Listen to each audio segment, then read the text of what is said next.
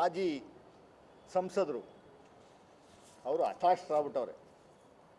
ಒಟ್ಟಿನಲ್ಲಿ ನಾನು ಮಾಧ್ಯಮದವ್ರಿಗೆ ರಿಕ್ವೆಸ್ಟ್ ಮಾಡ್ಕೊತೀನಿ, ದಯಮಾಡಿ ಒಂದು ತಿಂಗಳು ಅವ್ರನ್ನ ಮಾತಾಡಿಸ್ದೇರಿ, ನೋಡೋಣ ಬದುಕ್ತಾರ, ನೋಡೋಣ.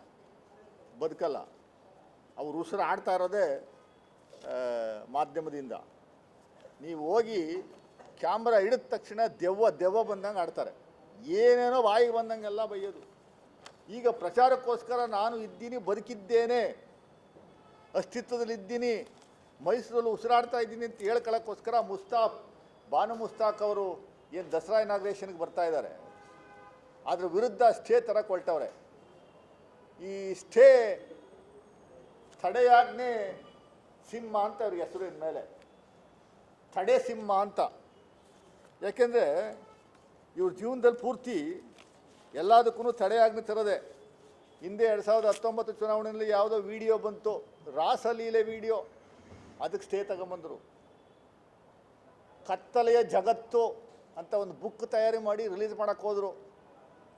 ಯಾರೋ ಯೂತ್ ಕಾಂಗ್ರೆಸ್ನವರಲ್ಲ, ಯಾರೋ ಯುವಕರು, BJP ಯುವಕರೇ, ಯುವ ಮೋರ್ಚಾದವರು, ಅದಕ್ಕೆ ಸ್ಟೇ ತಗೊಂಬಂದರು. ನಾನು ಅವ್ರ ವಿರುದ್ಧ ಮಾತಾಡಬಾರ್ದು ಅಂತ ನನ್ನ ವಿರುದ್ಧ ಸ್ಟೇ ತಗೊಂಬಂದರು.